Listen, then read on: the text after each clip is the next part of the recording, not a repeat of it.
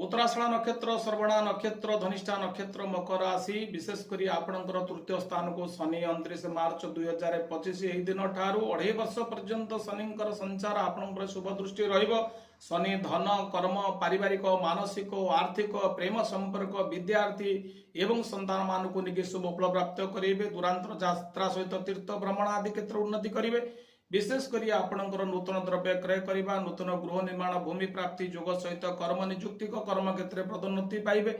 विशेषकर आर्थिक प्रगति होगा सहित अर्थ लेन देन आपण सुविधा स्थिति पहुंचो। मांगलिक कर्म करेंगे गृहादि कर्म करी आपण खुशी जाहिर करेंगे। मित्र मान सहित संपर्क बहुत बढ़िबो एवं जदि आपण कौन काम बाकी था से कार्य करेंगे। शनिंकर शुभ दृष्टि अनेक क्षेत्र में शुभ प्रशंसित होगा सहित कार्य सिद्धि प्राप्त हम।